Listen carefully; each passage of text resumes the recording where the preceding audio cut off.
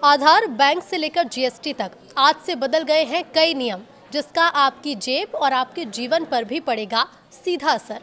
नमस्कार, न्यूज़ 18 का digital platform देख रहे हैं आप और आपके साथ मैं हूं रितु सिंह। 1 नवंबर 2025 यानी कि आज से कई नियमों में बदलाव होने जा रहा है, जिसका सीधा असर आम आदमी यानी कि आपकी जेब पर पड़ेगा। आधार अपडेट, बैंक नामांकन, जीएसटी स्लैब और पेंशन नियमों में बदलाव इसमें शामिल है।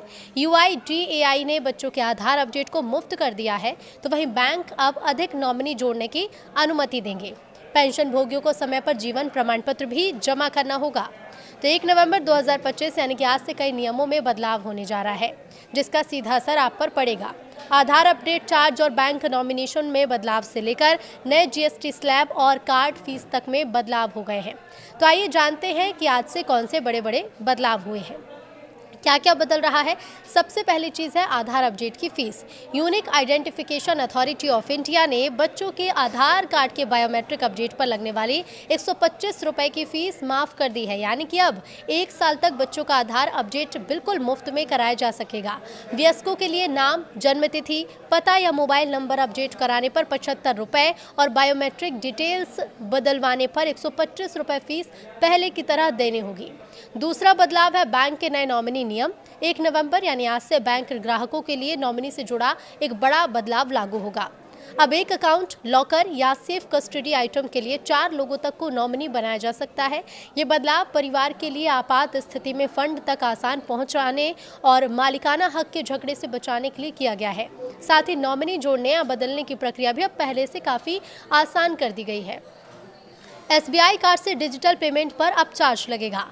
आज से कार्ड यूजर्स को एक झटका लग सकता है। अब थर्ड पार्टी ऐप से एजुकेशन से जुड़े पेमेंट्स करने पर 1% फीस देनी होगी।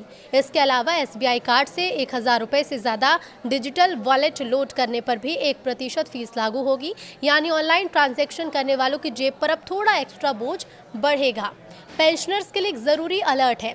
सभी रिटायर्ड केंद्रीय और राज्य सरकार के कर्मचारियों को 30 नवंबर तक अपना वार्षिक लाइफ सर्टिफिकेट जमा करना अनिवार्य है। ये काम बैंक ब्रांच में जाकर या जीवन प्रमाण पोर्टल के माध्यम से ऑनलाइन किया जा सकता है।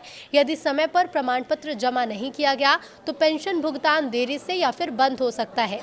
एलपीजी सिलेंडर के दाम में बदलाव संभव है। हर महीने की पहली तारीख को तेल कंपनियां एलपीजी सिलेंडर की नई कीमतें जारी करती हैं। अब ऐसे में आज से घरेलू और कमर्शियल सिलेंडर की नई दरें भी घोषित हो रही हैं।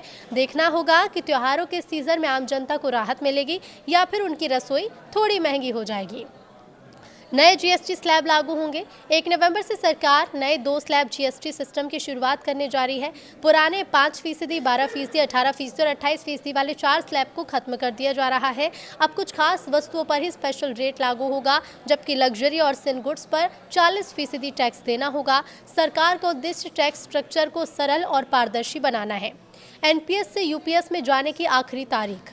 केंद्र सरकार के कर्मचारियों के लिए एक और ज़रूरी अपडेट है। जो कर्मचारी एनपीएस यानी नेशनल पेंशन स्कीम से यूपीएस यानी कि यूनिफाइड पेंशन स्कीम में स्विच करना चाहते हैं, उनके पास 30 नवंबर तक का समय है। इस बढ़ाई गई समय सीमा से कर्मचारियों को अपनी पेंशन योजना का पुनर्मूल्यांकन करने और सही ऑप्शन चुनने में मदद मिलेगी।